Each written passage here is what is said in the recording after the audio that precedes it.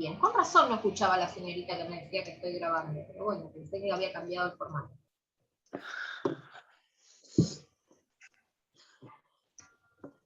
Pasa en las mejores familias, en esta clase pueden pasar muchas cosas. Les decía, me gusta la idea de abrir un paréntesis y hablar 2 o 3 palabras acerca de cómo afrontar este primer contacto de este paciente que es un adulto mayor, que es un paciente añoso, que tiene las características del envejecimiento, que no es aquello a lo que estamos acostumbrados a pensar cuando estamos hablando de un paciente hipotético. Cuando estamos hablando de un paciente hipotético, se las pongo clara, hombre, blanco, sano, judeo-cristiano y pesa 70 kilos. Ese es el sujeto de la ciencia. Todo lo que sale de ahí es raro. Bueno, vamos a tratar de romper con eso, ¿sí? Vamos a tratar de romper con ese paradigma tan distribuido uniformemente en la cabeza de la ciencia. Entonces acá nos podemos encontrar con un paciente de 95 años, como yo les decía, le van a hacer un reemplazo de válvula cardíaca, que hace 10 años hubiera sido impensable. Yo les he dicho, bueno, a ver, tiene 95 años, el corazón le anda más o menos. ¿Cuánto más va a vivir? Y sacaban esas cuentas. Bueno, hoy en día, pacientes de 80 y pico de años se hacen reemplazos de válvula, se hacen trasplantes, se hacen un montón de cosas. De ahí para abajo, miles de procedimientos quirúrgicos posibles, con las particularidades de la gravedad del caso, ¿no? ¿De qué herramientas nos podemos valer para abordar estos pacientes, que por ahí no son esas personas a las que estamos acostumbrados a tratar? Yo hace 28 años que hago terapia intensiva de niños, siempre lo digo, mi área de trabajo, mi expertise en la praxis, es la terapia intensiva pediátrica. Es decir, que nunca tuve que atender a un paciente de 90 años. No tengo adultos mayores en la familia, yo soy el adulto mayor de la familia. Por ende, no hay abuelitos, abuelitas, no hay. Entonces, para mí, es pertinente tener en la cabeza que me voy a encontrar con un sujeto totalmente diferente al sujeto con el que yo socializaría en mi vida cotidiana, ni siquiera en mi vida laboral. A lo sumo se me cruza la abuela de algún paciente. Para abordar un paciente en forma terapéutica de estas características es útil tener algunos tips. Y estos son los que yo les traje, que son los que plantea la OPS y la OMS a través de su guía de trabajo con adultos mayores. ¿Qué es? En principio, conocer el nombre del paciente e interpelarlo a través de su nombre, en vez de preguntarle cómo se llama. Porque puede que no se acuerde, puede que lo pongan en una situación de perplejidad, ¿sí? A diferencia de un adulto joven que no le van a decir, ¿usted es Roberto Pérez? Porque si el paciente está medio obnubilado, le va a decir que sí, van a mandar a José Jiménez al quirófano. O sea, llamarlo por su nombre. ¿Cómo le va, Raúl? Buen día, yo soy la enfermera.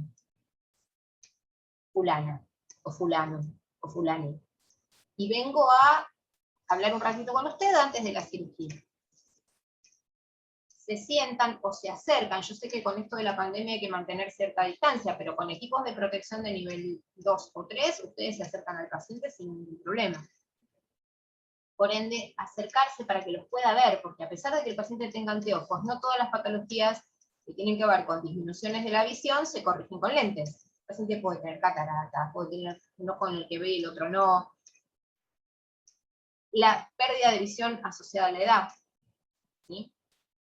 Utilizar un lenguaje entendible, esto lo estaba diciendo justamente con esto de que somos los decodificadores del lenguaje de la ciencia. Y para poder decodificar el lenguaje de la ciencia, también ustedes tienen que romper con el mito de que si al paciente se lo digo de una manera coloquial, el paciente va a pensar que da lo mismo hablar conmigo que con la verdulera.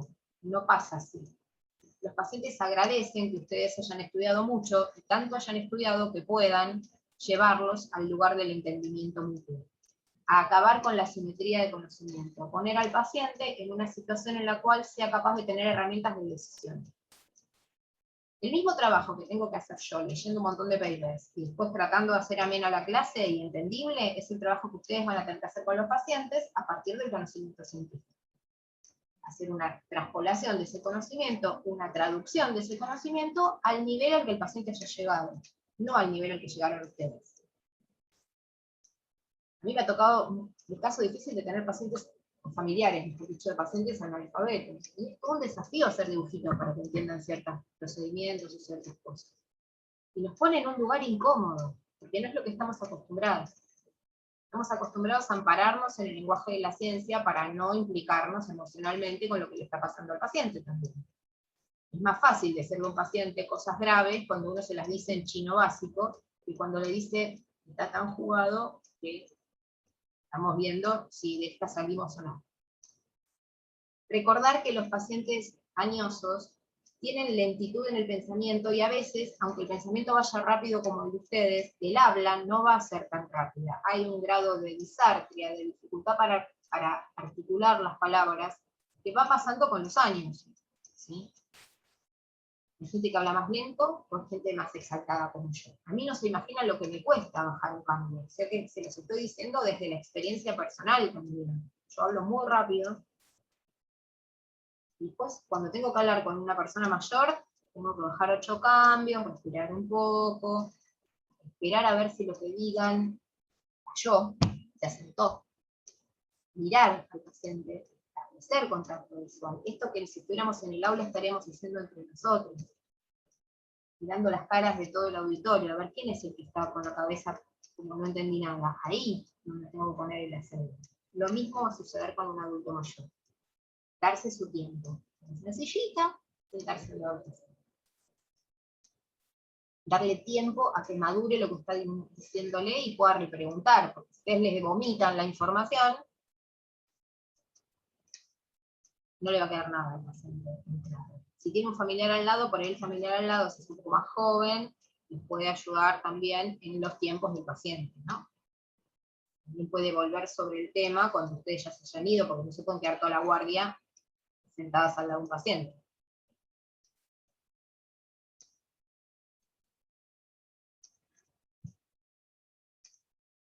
Eso en cuanto al vínculo que se establece para la entrevista con el paciente. En relación con las afecciones que tienen que ir a buscar sí o sí, recuerden que esto después lo tienen en la clase y tienen el PDF para,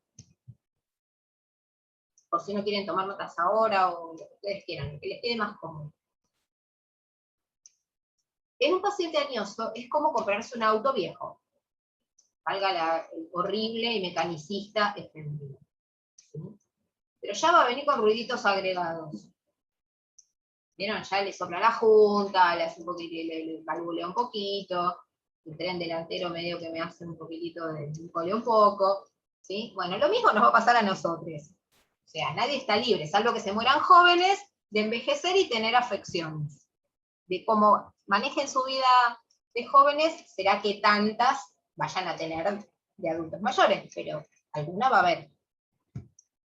Entonces van a ir a buscar todo lo que tiene que ver con el sistema cardiovascular. ¿Por qué digo ir a buscar? Porque por ahí en un adulto más joven, el paciente hasta cuando le van a preguntar si es diabético, les va a decir, no, no soy ni diabético, ni hipertenso, ni hipotiroideo, ni tuve cáncer, ni... ¿Sí? Porque ya sabe cómo es esta sistemática de una entrevista de salud. Pero acá lo tienen que ir a preguntar. Además, capaz que lo que pasó hace muchos años. Todo lo que tiene que ver con lo metabólico, diabetes y sus complicaciones. ¿Sí? Recuerden, alta prevalencia de diabetes de tipo 2 en los pacientes adultos mayores, asociados a los estilos de vida. Diabetes de tipo 2. ¿Sí? Lean diabetes porque les va a servir para las complicaciones. Cualquier tipo de deterioro sensorial, esto que yo les decía, puede que el paciente no hable bien, puede que el paciente no escuche bien, no vea bien, no tenga todas sus piezas dentarias o no tenga su dentadura postiza en ese momento y les cueste articular las palabras, ¿sí? Todo lo que tiene que ver con las limitaciones del movimiento, porque las limitaciones osteoarticulares en miembros pueden también estar relacionadas con afecciones osteoarticulares en la columna cervical, y para intubar un paciente en una cirugía mayor hay que hiperextender el cuello. Si el paciente no puede, tiene rigidez en las articulaciones, recuerden que las vértebras también se articulan entre sí. Son articulaciones, igual que las manos, igual que los tobillos, igual que las rodillas. Si hace ruido la rodilla, le va a hacer ruido la vértebra cervical. ¿Sí? Es un riesgo. y todo lo que tiene que ver con la demencia. Y acá vuelvo a decir lo mismo que dije ayer, no existe la demencia senil. Ser viejo no implica ser demente. Y la edad no es lo que condiciona la aparición de demencia, tiene que ver con otras condiciones fisiopatológicas. Entonces, todos los pacientes viejos van a estar dementes, no por ser viejos, pero sí pueden estar en estadios avanzados de demencia, enfermedad de Alzheimer, Parkinson y otras características típicas evolutivas que con la edad se acentúan. Entonces, cuidado con la respuesta de estos pacientes. ¿Sí? Y ahora nos vamos a meter en la anamnesis propiamente dicha. ¿Sí? A mí la palabra interrogatorio no me gusta porque me suena que me van a poner una lámpara mirándome, así tipo B, venganza, me ponen la lámpara y me dicen, ¿usted fue la que hizo marcha contra la chancho de China? Yo tengo que decir. Sí. Entonces, vamos a hablar de anamnesis, que tiene que ver con esto, con hacer una recapitulación de data del paciente en función de esta entrevista que le vamos a hacer y en función de datos secundarios que podemos obtener también, porque no todo es entrevista. Yo hablo de la entrevista porque es ese momento en el cual estamos frente a frente con el paciente, pero también puede ser la familia, también puede ser la historia clínica, otro parte quirúrgico previo, otros profesionales de la salud. Es decir, toda la información puede ser catalogada de anamnesis, todo eso. ¿Sí? Que tiene sus pasos. Identificar al paciente, o sea, de quién estoy hablando y a quién le estoy hablando, buscar en la historia clínica, buscar sus estudios, sus antecedentes de otras cirugías, si están documentados en la historia clínica bien, si no preguntar, ¿sí? Tener el consentimiento informado y que el paciente realmente esté firmando sabiendo qué le van a hacer. Este es un momento que si tienen tiempo, dijimos que vamos a pensar en el contexto de una cirugía que nos da tiempo, preguntarle si realmente cuando leyó el consentimiento informado entendió algo de todo lo que dice ahí. Porque básicamente el consentimiento informado dice que vos le vas a vender tu alma al cirujano y que te vas a morir y que no le vas a hacer juicio a la institución. Básicamente dice eso el consentimiento informado. Acá se ríe Karina, la estoy viendo en pantalla, porque fue lo que le hicieron firmar para la endoscopía. Sí, sí, y es así, no explican nada, no dicen nada, me dice, firma acá nada más, me dijo el médico, y yo dije, bueno, pero, digo, ¿qué? Si pasa algo, se lavan las manos, me dice, vos firma, ya está, me dijo, ¿sí? Es así. Bueno, ustedes van a ver cuando hagan ética y legales, esto tiene toda una implicación bioética, un posicionamiento bioético, de preguntarle al paciente si entendió los riesgos de su cirugía. Porque además, un paciente que va a la cirugía sabiendo qué es lo que puede pasar, es un paciente que sale mejor de la cirugía.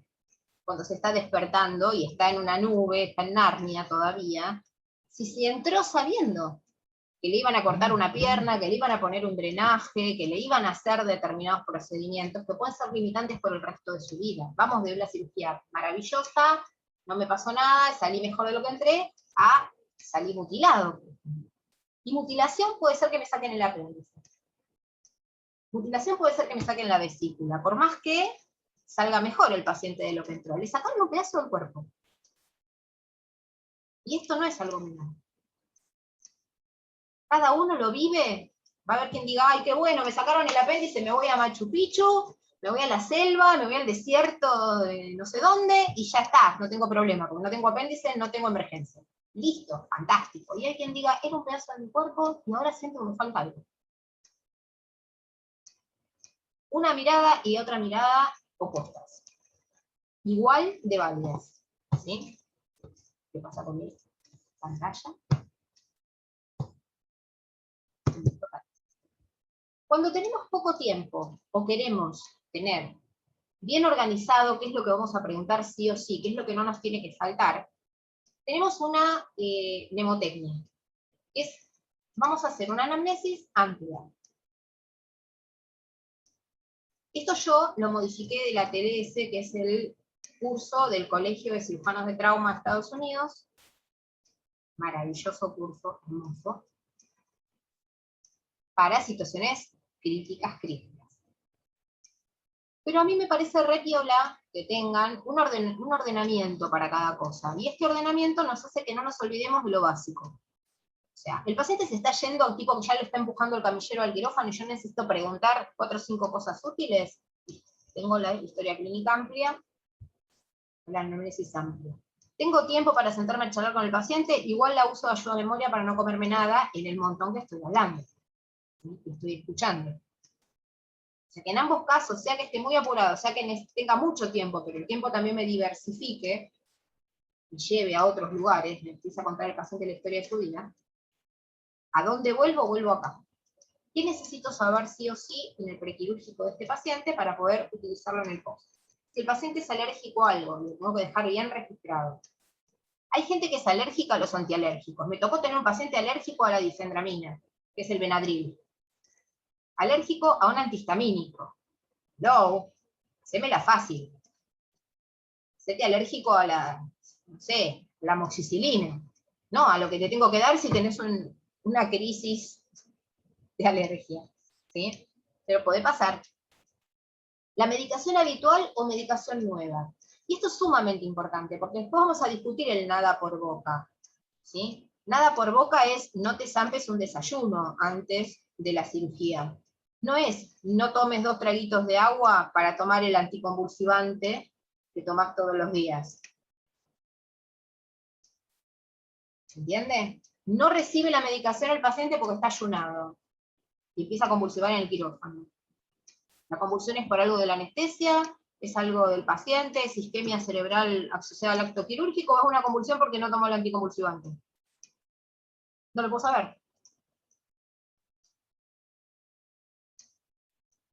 Entonces, ¿medicación habitual o nueva? En este último periodo, previo a la cirugía, ¿se le incorporó medicación al paciente, por ejemplo, analgésicos?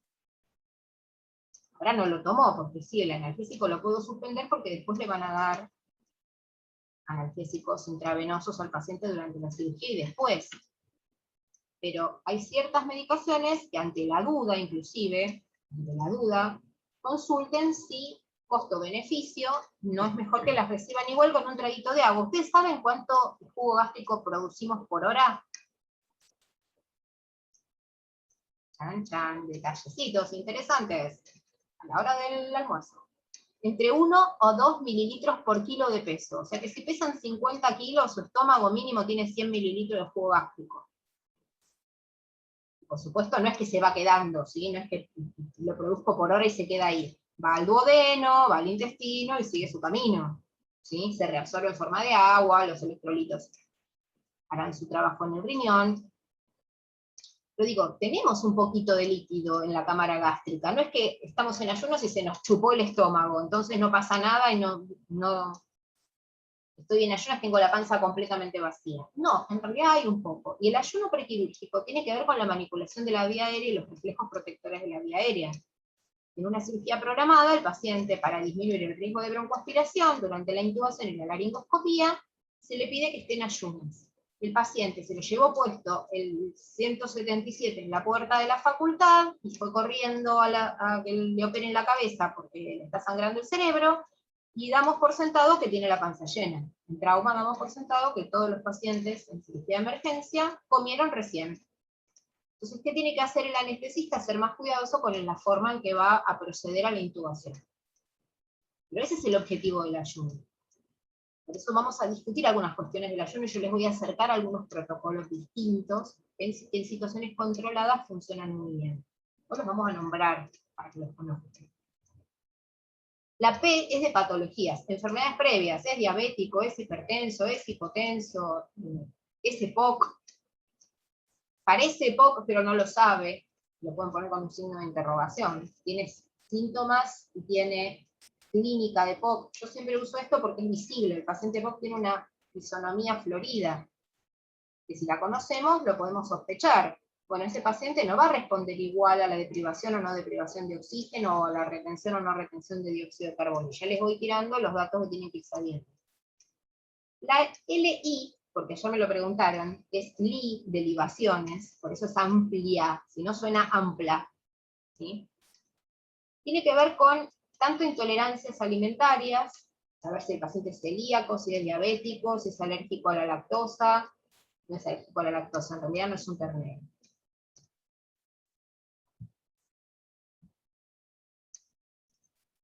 Ya saben con qué profesora se cruza. Si no lo saben, se van a ir enterando. Pero no existe la alergia a la lactosa, muchachos. Cuando dejamos la teta no tenemos que seguir tomando leche de otra especie. Sino, lógico que vamos a responder con alergia. Son proteínas de otra especie. Pero bueno, pongámosle que el paciente les dice que es alérgico a la lactosa. Traten de que la prueba de tolerancia oral no venga con un tecito con leche. Es celíaco, tratemos de que la prueba de tolerancia oral no venga con unas tostaditas de pan francés. Me refiero a esto en relación con la intolerancia alimentaria. Así que puede ir desde eso a situaciones mucho más Profe, graves. una consulta. Sí. ¿Una consulta a la alergia y la intolerancia es lo mismo? Cuando hablamos de intolerancia a la lactosa o alergia a las proteínas de la leche de vaca, sí. Cuando hablamos de alergia al gluten o intolerancia al gluten, ahí estamos hablando en una zona gris entre la que el paciente puede ser alérgico al gluten o celíaco. Son dos cosas distintas. En una hay anticuerpos de por medio y en la otra solamente hay una intolerancia a las harinas de esas características. El paciente tiene clínica de celiaquía, pero los anticuerpos no le dieron positivos. Pero tiene que limitar el consumo de trigo, avena, cebada y centeno, porque le produce diarreas, o constipación, o inflamación intestinal. Hay zonas donde todo va en el mismo camino, y casi podríamos decir que son sinónimos, y hay momentos o situaciones clínicas en las cuales no. Ya ser alérgico a algo es tener que restringirlo completamente de la dieta, porque puede llevarnos a situaciones más graves. Ser intolerante tiene otras características. Por ahí, si una vez lo consumí, a lo sumo no me voy a sentir del todo bien. No, yo porque mi hijo es intolerante a la lactosa, pero me dijeron que era intolerante. Y me dijeron, es intolerante, no alérgico, por eso pregunto. Después si querés lo charlamos en el WhatsApp, pero seguramente tiene una dermatitis atópica además. Y además en el invierno hace mucho moco. Se resfría con mucha facilidad. Sí, porque aparte es asmático.